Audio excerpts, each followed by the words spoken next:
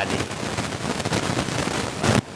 من شرور أنفسنا وسيئات أعمالنا من يهده الله فلا مضل له ومن يضلل فلا هادي له وأشهد أن لا إله إلا الله وحده لا شريك له وأشهد أن محمدا عبده ورسوله يا أيها الذين آمنوا اتقوا الله حق تقاته ولا تموتن إلا وأنتم مسلمون يا أيها الناس اتقوا ربكم الذي خلقكم من نفس واحدة وخلق منها زوجها وبث منهما رجالا كثيرا ونساء واتقوا الله الذي تساءلون به والأرحام إن الله كان عليكم رقيبا يا أيها الذين آمنوا اتقوا الله وقولوا قولا سديدا يصلح لكم أعمالكم ويغفر لكم ذنوبكم ومن يطع الله ورسوله فقد فاز فوزا عظيما أما بعد فإن خير الحديث كتاب الله وخير الهدي هدي محمد صلى الله عليه وسلم وشر الأمور محدثاتها وكل محدثة بدعة وكل بدعة ضلالة وكل ضلالة. أعوذ بالله السميع العليم من الشيطان الرجيم من همزه ونفخه ونفسه. بسم الله الرحمن الرحيم. وكذلك جعلناكم أمة وسطا لتكونوا شهداء على الناس ويكون الرسول عليكم شهيدا. وقال تعالى كنتم خير أمة أخرجت للناس. وقال تعالى يا أيها الذين آمنوا أطيعوا الله وأطيعوا الرسول ولا تبطلوا أعمالكم. وجاء في الحديث عن عبد الله بن عباس رضي الله عنهما قال رسول الله صلى الله عليه وسلم إياكم والغلو فيه وإنما أهلك من كان قبلكم الغلو فيه. رواه الترمذي وابن ماجه وصححه الألباني.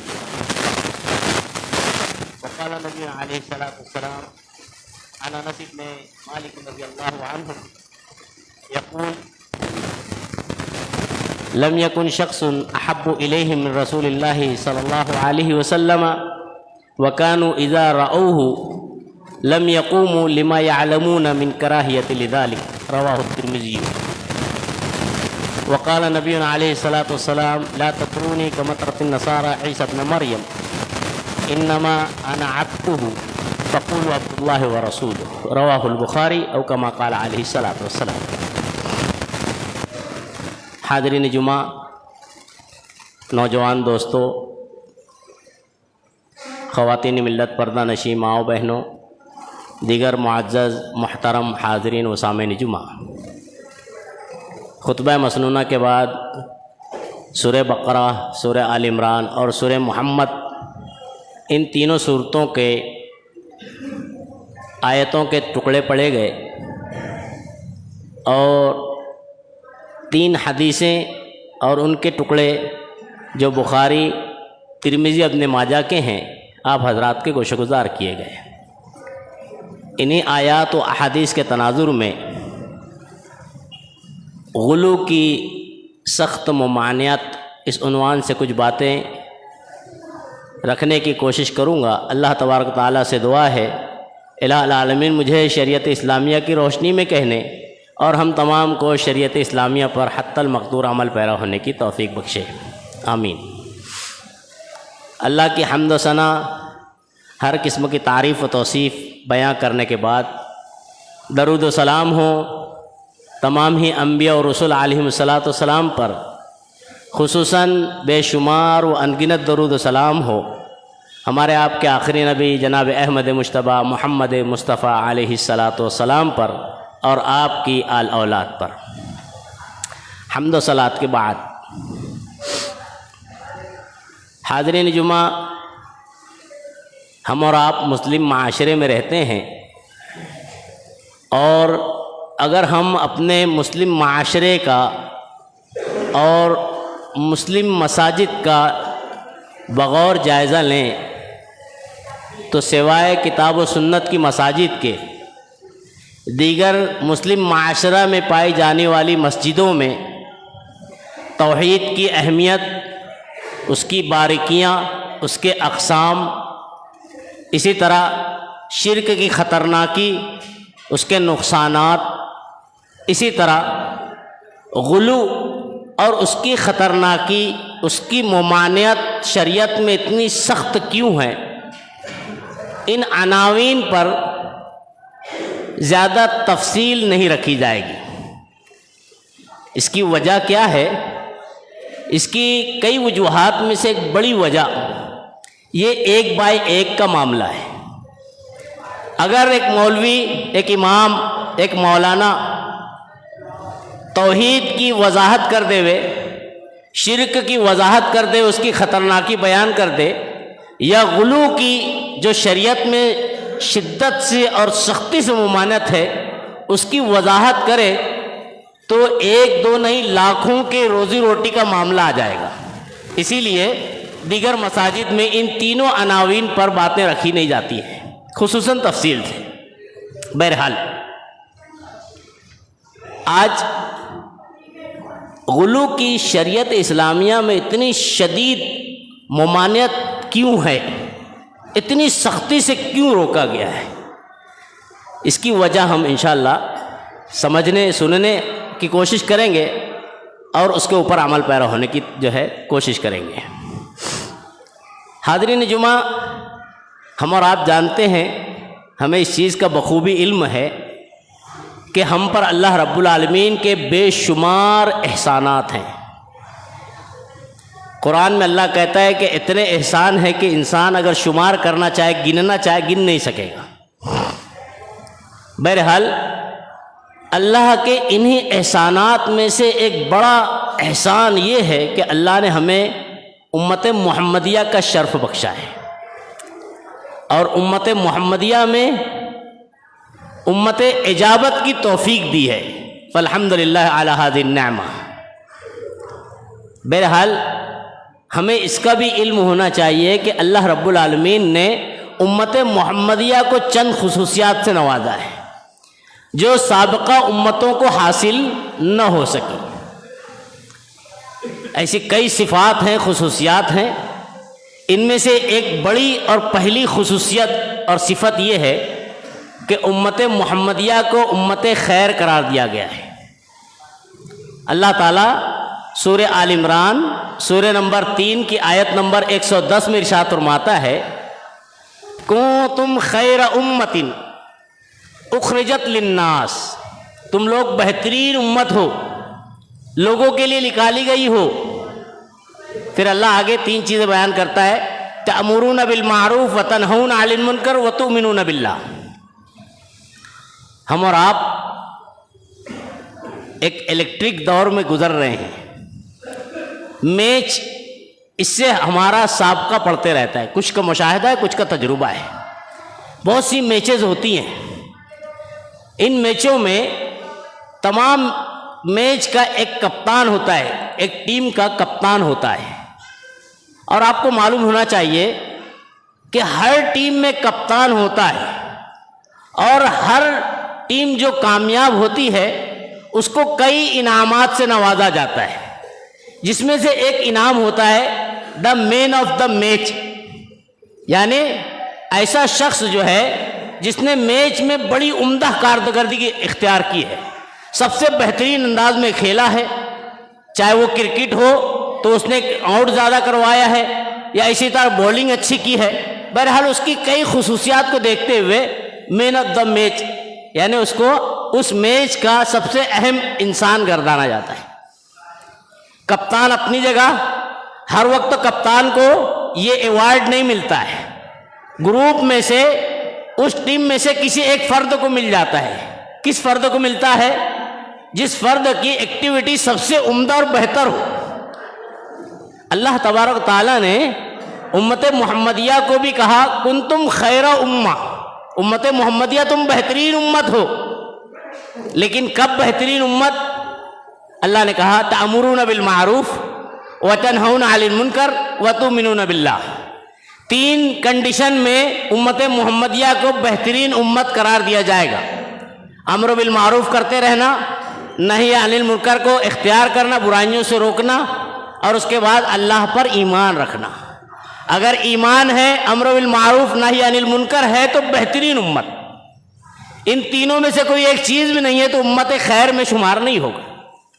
بہرحال پہلی خصوصیت خوبی یہ ہے، اللہ نے امت خیر قرار دیا۔ اللہ نے امت محمدیہ کی خوبی یہ دی کہ ہمیں اور آپ کو جو دین اور اسلام اور مذہب ملا یہ مکمل ملا۔ اس سے پہلے کی امتوں میں یہ چیزیں نہیں تھیں۔ اللہ قرآن میں سورہ مائدہ سورہ نمبر 5 آیت نمبر 3 میں ارشاد فرماتا ہے الیوم اکملت لکم دینکم واتممت علیکم نعمتی ورضیت لکم الاسلام دینا۔ اللہ رب العالمین نے دین کو پسند فرمایا، دین مکمل فرمایا۔ یہ اللہ کا بڑا احسان ہے، اس کو مختصر نہیں سمجھنا چاہیے۔ اس کا اندازہ ہم ایک تاریخی واقعے سے لگا سکتے ہیں۔ حضرت عمر فاروق رضی اللہ عنہ کے دور خلافت ہے، ایک یہودی عالم حضرت عمر فاروق رضی اللہ عنہ کے پاس آ کر کہتا ہے کہ اے عمر، اگر ہم یہودیوں میں یہ آیت کریمہ نازل ہوتی تھی جو اللہ کی کتاب قرآن میں نازل ہوئی ہے تو ہم اس دن کو عید کا دن مناتے تھے۔ عمر فاروق رضی اللہ عنہ نے کہا کہ کون سی آیت؟ پھر اس یہودی نے یہی آیت پڑھی الیوم اکملت لکم دینکم واتممت علیکم نعمتی ورضیت لکم الاسلام دینا۔ تو عمر فاروق رضی اللہ عنہ نے کہا کہ یہ آیت جمعہ کے دن عید کے دن ہی نازل ہوئی، یہ آیت نبی کریم صلی اللہ علیہ وسلم مقام عرفات میں تھے، وہ بھی مسلمانوں کے لیے عید کا دن ہے، اسی دن نازل ہوئی۔ بہرحال اللہ نے امت کو دوسری بڑی اہم خصوصیت دی ہے کہ دین مکمل دیا۔ ایسے ہی کئی خصوصیات میں سے ایک خصوصیت جو امت محمدیہ کو حاصل ہے، دیگر سابقہ کسی بھی امت کو نہیں ملی، وہ امت وسط ہونے کی خصوصیت ہے۔ امت وسط یعنی لغوی معنی درمیان کے ہوتے ہیں۔ قرآن میں جو آیت ہے، اللہ کہتا ہے سورہ بقرہ سورہ نمبر 2 آیت نمبر 143 143 میں وَكَذَلِكَ جَعَلْنَاكُمْ أُمَّةً وَسَطًا لِتَكُونُوا شُهَدَاءَ عَلَى النَّاسِ وَيَكُونَ الرَّسُولُ عَلَيْكُمْ شَهِيدًا۔ اللہ کہتا ہے اسی طرح ہم نے اے لوگو، اے امت محمدیہ کے لوگو، تمہیں امت وسط بنایا ہے۔ اس کے معنی علماء نے مفسرین نے امت خیر قرار دیا ہے، امت فضل قرار دیا گیا ہے، یعنی فضل اللہ رب العالمین کی رحمت خاص، اور اسی طرح اللہ رب العالمین کی خصوصی نعمت حاصل ہونے والی امت۔ بعض لوگوں نے، بعض مفسرین نے امت معتدل کا ترجمہ بھی کیا ہے، یعنی افراط و تفریط سے بچنے والی امت۔ یہ بہت اہم ہے، امت اس کو سمجھتی نہیں ہے۔ یہ افراط و تفریط ہے کیا؟ بے اعتدالی ہے کیا؟ غلو ہے کیا؟ جس کی شریعت میں سختی سے ممانعت کی گئی ہے، اور امت محمدیہ کی خصوصیت بتائی گئی ہے کہ امت محمدیہ امت وسط ہے، یعنی افراط و تفریط کا شکار ہونے والی امت نہیں ہے۔ اس کی تفصیل جاننے سے پہلے آپ کو ایک نقطہ بتا دوں۔ تاریخ اسلام کا بغور مطالعہ کریں تو آپ کو ایک نقطہ ملے گا کہ جتنی بھی قومیں گزری ہیں ان میں بے دینی، بے راروی، ضلالت، گمراہی کے جو اسباب ہے اس میں سے پہلا اور بڑا اہم سبب انبیاء، صلحاء، بزرگوں کی شان، عقیدت، محبت میں بے اعتدالی اور غلو رہا ہے۔ اس کی کئی مثالیں ملتی ہیں۔ ایک موٹی مثال آپ کو بتاؤں، اللہ قرآن میں کہتا ہے ان الشیطان للانسان عدو مبین، شیطان جو ہے انسان کا کھلا دشمن ہے۔ دوسری جگہ کہتا ہے ان الشیطان لکم عدو فاتخذوہ عدوا، اے لوگو شیطان جو ہے تمہارا دشمن ہے، اس کو دشمن تصور کرو۔ ایک جگہ اللہ کہتا ہے فاحذروہ، اس سے بچتے رہنا۔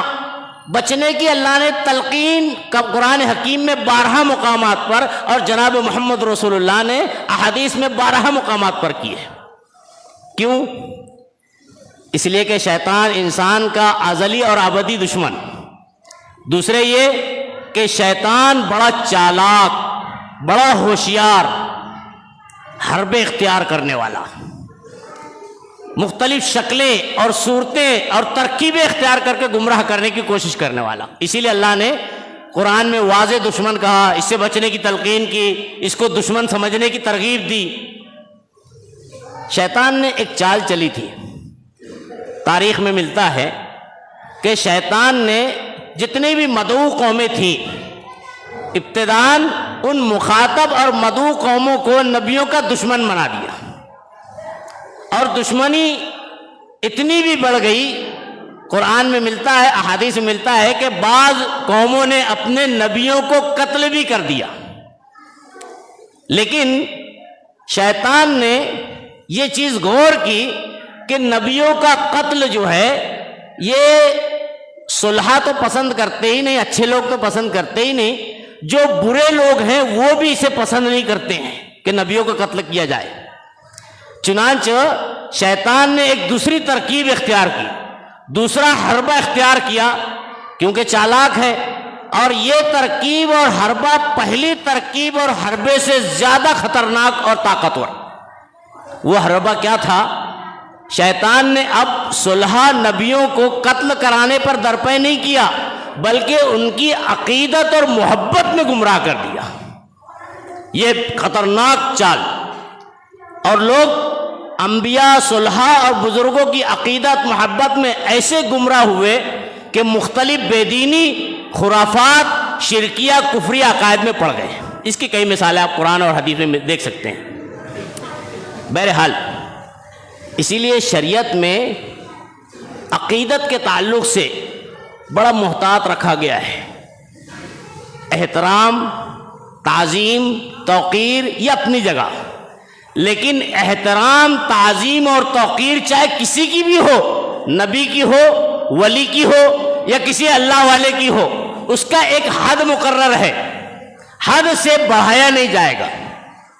اس کی کئی مثالیں ملتی ہیں، 2-3 مثالیں دے کر اپنی بات سمیٹتا ہوں. نبی کریم صلی اللہ علیہ وسلم اپنے دور میں، دور نبوت میں، جب کہیں سے بے اعتدالی کی یا افراط و تفریط کی یا غلو کی بو محسوس کرتے تھے، فوراً ٹوک دیتے تھے. 2 مثالیں. ایک مرتبہ نبی صلی اللہ علیہ وسلم ایک جگہ بیٹھے ہوئے تھے، آپ تشریف فرما ہیں، بچیاں دف بجاتے ہوئے کچھ گیت گا رہی ہے پرانے دور کے. اس دوران جو ہے بچیوں میں سے ایک بچی گاتی ہے کہ فینا نبی یعلم ما فی غد، ہم میں ایک ایسے نبی ہیں جو پرانی باتیں، غد، کل کی باتیں، آنے والی غیب کی باتیں جانتے ہیں. جناب محمد رسول اللہ صلی اللہ علیہ وسلم فوراً ٹوکتے ہیں اور کہتے ہیں دع ھذہ، یہ بیان کرنا چھوڑو. کیوں؟ یہ غلط ہے. اللہ یعلم ما فی غد، اللہ عالم الغیب، اللہ ہی جانتا ہے غد کی بات، آگے کی بات. اللہ عالم الغیب ہے، میں نہیں ہوں. وَقُلْ مَا تَقُولِينَ، جو کہہ رہی تھی وہ کہے، جو پڑھ رہی تھی وہ پڑھ. آپ دیکھ لیجئے نبی صلی اللہ علیہ وسلم نے یہاں سے ایک خرابی، ایک بے اعتدالی اس بچی میں پائی، آپ نے ٹوک دیا کہ بچی یا اس کے ماتحت یا اس کے ساتھ یا امت کے لوگ گمراہی میں نہ پڑ جائیں. آپ نے فوراً روک دیا. نہیں، آج معاملہ دیکھ لیجئے بے اعتدالی کا. دب بجانے میں بھی ہے، دب کا سہارا لے کے بڑے بڑے ڈھول، ڈی جے اور یہ اور وہ، جواز کے راستے، نعوذ باللہ ثم نعوذ باللہ. اسی طرح گانے میں بھی بے اعتدالی ہے، افراط و تفریط ہے، غلو ہے. آدمی جو ہے نعت کے نام پہ اتنی بے حیائی اور اتنی بے غیرتی، اتنی بدعقیدگی بیان کر رہا ہے کہ جو پچھلی قوموں نے بھی نہیں بیان کی ہے، نعوذ باللہ. بہرحال یہ چیزیں گمراہی کے راستے ہوتے ہیں، بچنا چاہیے. جو شریعت کی جائز طریقے ہیں اسے اختیار کرنا چاہیے. شریعت جہاں سے پابند کرتی ہے، دائرہ لگاتی ہے، اس دائرے کے اندر رہنا چاہیے. غلو بے اعتدالی سے بہت اپنے آپ کو بچانا چاہیے. اس کی دوسری ایک مثال لے کے بات کو اپنے آگے بڑھاتا ہوں. ایک مرتبہ نبی صلی اللہ علیہ وسلم کے دور میں ہی جو ہے سورج کو گرہن لگ گیا. اتفاق کی بات، اسی دن نبی کریم صلی اللہ علیہ وسلم کے ایک بچے ابراہیم کا انتقال ہو گیا. لوگوں کے اندر یہ بدعقیدگی پائی جانے لگی، بے اعتدالی. لوگ کہنے لگے کہ دیکھو نبی کے بیٹے ابراہیم کا انتقال ہوا ہے، اسی کے نتیجے میں سورج کو بھی گرہن لگ گیا. یہ بے اعتقادی، بے اعتدالی. جناب محمد رسول اللہ صلی اللہ علیہ وسلم کو جب خبر ملی تو آپ فوراً آئے اور آپ نے خطبہ دیا. خطبے میں کہا یا ایھا الناس، اے لوگو، ان الشمس والقمر آیتان من آیات اللہ، یہ سورج اور چاند جو ہے یہ اللہ کی نشانیوں میں سے ایک نشانی ہے. لا ينکسفان لموت احد ولا لحیاتہ، کہ یہ کسی کے مرنے یا کسی کے جینے کی وجہ سے منکسف نہیں ہوتے ہیں، ان پر جو گہن نہیں لگتا ہے. آپ نے فوراً ٹوک دیا کہ لوگ بدعقیدگی میں نہ پڑ جائیں، لوگ غلو میں نہ پڑ جائیں. اللہ کے نبی صلی اللہ علیہ وسلم نے روک دیا. اور یہی معاملہ صحابہ کرام کا بھی تھا. صحابہ کرام جناب محمد رسول اللہ صلی اللہ علیہ وسلم کی بڑی تعظیم کرتے تھے. امت کو بہت سبق ملتا ہے اس سے، بڑا احترام، بڑا ادب. کئی مثالیں ہیں. ایک اختصار سے ایک بات بتا دوں. حضرت ابو ایوب انصاری رضی اللہ عنہ کیا صحابی تھے، کیا ایمان، کیا یقین. اللہ اکبر. اللہ کے نبی صلی اللہ علیہ وسلم کو اپنے گھر میں بلاتے ہیں، دعوت اللہ کی طرف سے ہوتی ہے.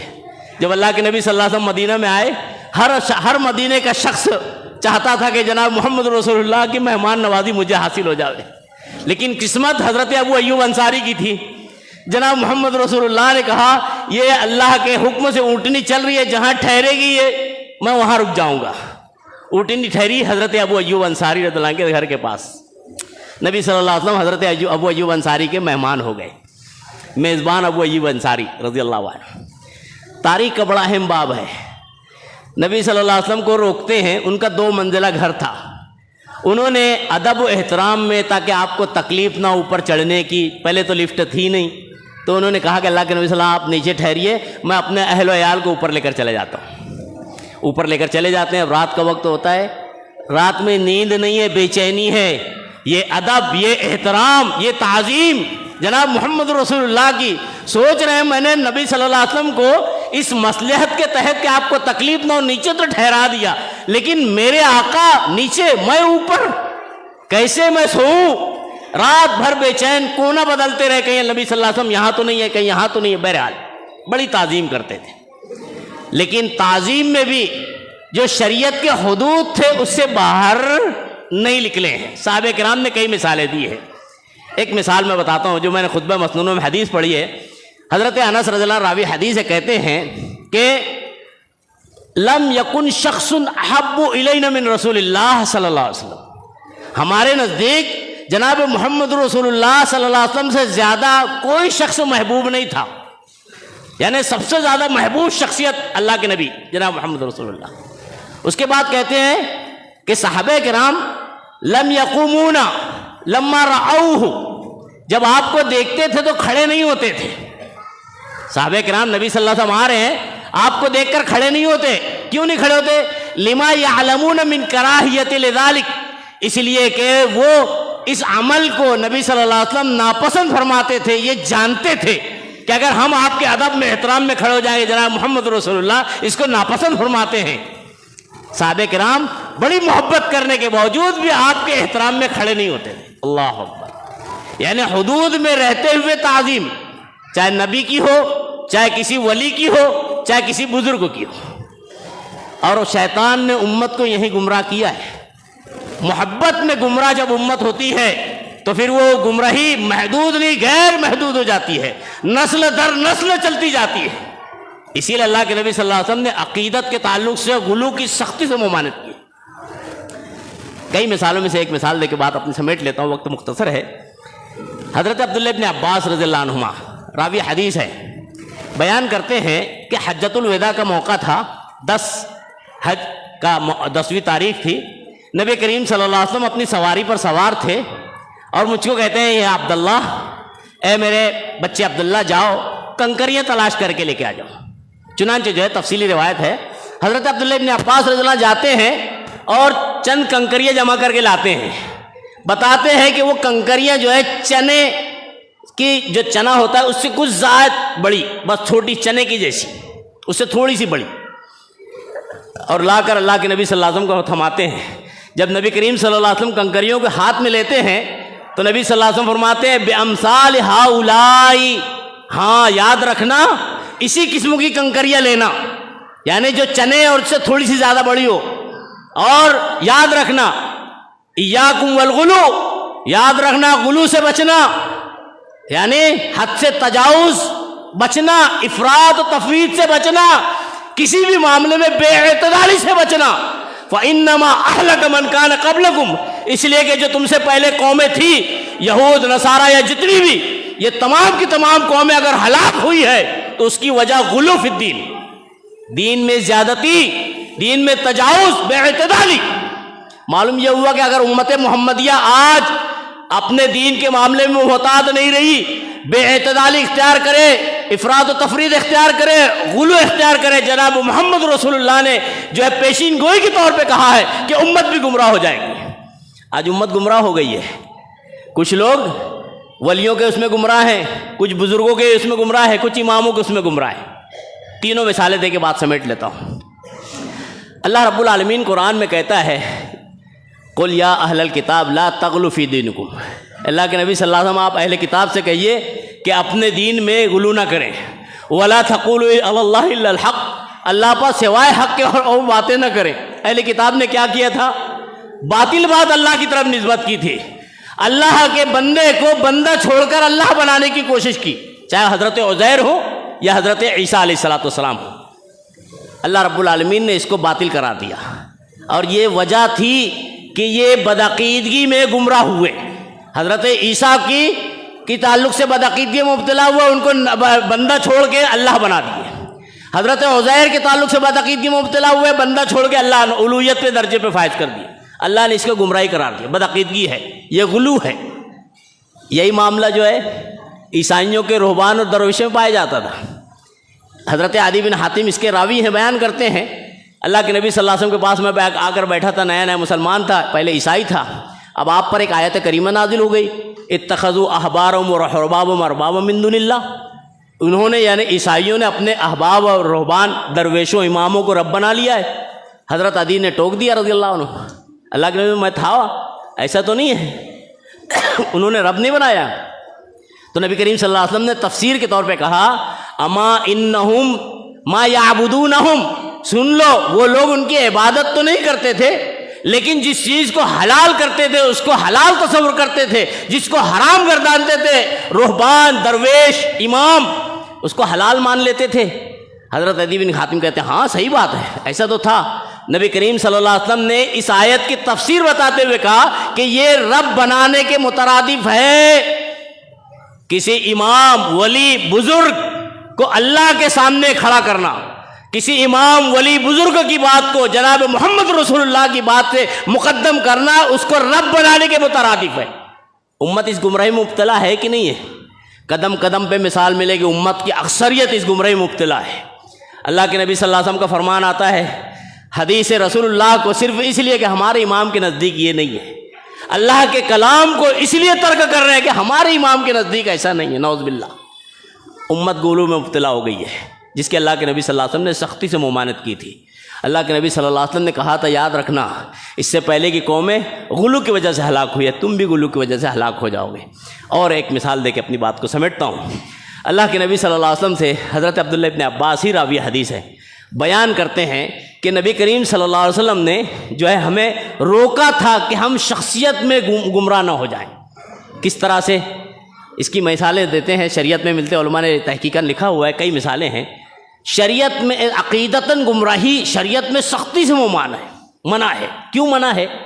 کہ شیطان یہاں سے آدمی کو ایسے گمراہ کرتا ہے کہ آدمی محبت میں، عقیدت میں گمراہ ہو جاتا ہے، اسے پتہ ہی نہیں چلتا کہ میں گمراہ ہو چکا ہوں۔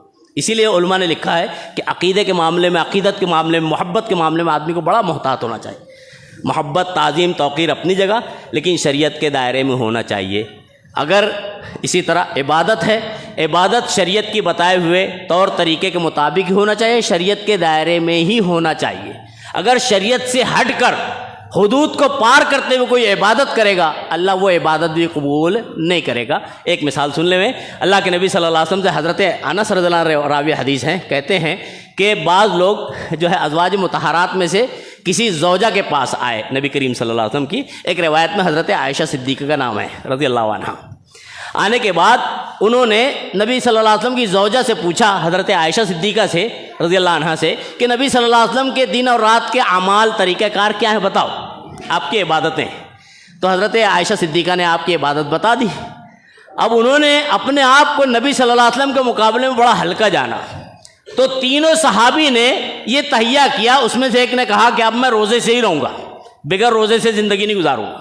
ایک نے کہا میں رات بھر عبادت ہی کروں گا۔ تیسرے صحابی نے کہا کہ اب میں شادی ہی نہیں کروں گا، تبتل اختیار کر لوں گا۔ بہرحال یہ کہہ کر جانے لگے۔ بعد میں اللہ کے نبی صلی اللہ علیہ وسلم جب آئے تو آپ کو پتہ ہوا کہ 3 لوگ آئے تھے، ایسا ایسا مسئلہ بیان کیے اور ایسا انہوں نے کہا ہے، سوچا سمجھا اور گئے ہیں۔ نبی صلی اللہ علیہ وسلم نے صحابہ کرام کو کہا ان تینوں کو جمع کرو۔ تینوں جمع ہو گئے۔ نبی صلی اللہ علیہ وسلم کہتے ہیں انتم تقولون کذا و کذا، تم تینوں ہو جو ایسا ایسا ایسا کہہ رہے تھے۔ تو صحابی نے کہا اللہ کے نبی صلی اللہ علیہ وسلم ہاں۔ پھر آپ نے کہا واللہ انی اخشاکم واللہ انی اتقاکم منکم، اللہ کی قسم میں تم میں سب سے زیادہ اللہ سے ڈرنے والا ہوں، اللہ سے سب سے زیادہ تقوی اختیار کرنے والا ہوں۔ لیکن یاد رکھنا میں اصوم و افطر، روزہ بھی رکھتا ہوں، بغیر روزے کی بھی رہتا ہوں، اور اسی طرح ارقد وانم، سوتا بھی ہوں جاگتا بھی ہوں، یعنی رات میں کبھی عبادت بھی کرتا ہوں، کبھی سو بھی جاتا ہوں۔ وہ اتزوج النساء، میں نے عورتوں سے شادی کی ہے، یعنی بغیر شادی کے تبتل کی زندگی میں نہیں گزار رہا ہوں۔ اس کے بعد آپ نے ایک نقطہ بیان فرمایا تھا فمن رغب عن سنتی فلیس منی، یہ میری شریعت ہے، یہ میرا اسلام ہے، یہ میری تعلیم ہے۔ اگر کوئی میری اس تعلیم سے، اس شریعت سے، اس اسلام سے تجاوز اختیار کرے، بے رغبتی اختیار کرے، یعنی اس کو پسند نہ کرے، فلیس منی، نبی صلی اللہ علیہ وسلم نے کہا وہ مجھ میں سے نہیں ہے۔ بہرحال آدمی کو بے اعتدالی سے، افراط و تفرید سے اور ایک مومن اور مسلمان ہونے کے ناطے غلو سے اپنے آپ کو بچا کر رکھنا چاہیے۔ اس کے اور بھی بہت سے نقصانات ہیں، انشاءاللہ موقع رہا اور زندگی رہی تو تفصیل سے بات رکھی جائے گی۔ اللہ رب العالمین سے دعا کرتے ہیں پروردگار عالم جو بھی گمراہی کے راستے ہیں، ہر راستے سے میری آپ کی حفاظت فرما لے۔ اللہ رب العالمین امت اسلام کو صحیح اسلام کی سمجھ اور توفیق عطا فرما دے۔ جو بے لا علمی میں گمراہی میں پڑے ہوئے ہیں، اللہ رب العالمین انہیں گمراہی سے نکال کر رائے ہدایت پر قائم اور دائم فرما دے۔ اللہ رب العالمین ہم بھی جانے انجانے میں اگر گمراہی میں ہوں، پروردگار عالم ہمیں بھی راہ ہدایت پر قائم اور دائم رکھ۔ اللہ کے نبی صلی اللہ علیہ وسلم دعا کرتے تھے اللہم انی اسألک الہدی والتقی والعفاف والمغفرہ، ہم بھی دعا کرتے پروردگار ہدایت کی، تقوی کی، پروردگار عفو اور درگزر کی، پروردگار جیسے نبی کریم صلی اللہ علیہ وسلم کیا کرتے تھے۔ اللہ رب العالمین مسلمان عالم پریشانی سے دوچار ہیں، اللہ رب العالمین ہر قسم کی پریشانی کو امت اسلام سے دور فرما دے، خاص طور سے اہل فلسطین و غزہ ہوں یا کہیں بھی اسلام کے ماننے والے مسلمان پنپ رہے ہوں، اگر پریشانی سے دوچار ہیں، پروردگار عالم ان کی غائبانہ امداد اور نصرت عطا فرما دے۔ ہم میں بھی کوئی پریشانی سے دوچار ہو، چاہے وہ مالی پریشانی ہو، چاہے وہ اپنے اولاد کے تعلق سے پریشانی سے مبتلا ہو، چاہے نرینہ اولاد کے تعلق سے پریشانی سے مبتلا ہو، اللہ رب العالمین ہر ایک کی پریشانی کو دور فرما دے۔ ہم میں کوئی بیمار ہو، اللہ رب العالمین انہیں شفاء کاملہ عاجلہ نصیب عطا فرما دے۔ اللہ رب العالمین ہم میں جو گزر گئے ہوں چھوٹے بڑے، اللہ ان کی کروٹ مغفرت عطا فرما دے۔ پر رب العالمین جب تک ہمیں اس دنیا میں رکھے حقیقی دین اور ایمان پر ہی رکھے، پروردگار عالم ہمارا خاتمہ بھی حسن خاتمہ عطا فرما دے، حقیقی دین اور اسلام پر ہی ہمارا خاتمہ بھی عطا فرما دے۔ آمین۔ اقول قولی ھذا واستغفر اللہ لی ولکم ولسائر المسلمین انہ تعالی جواد کرم بر رؤوف رحیم فاستغفروہ انہ هو الغفور الرحیم۔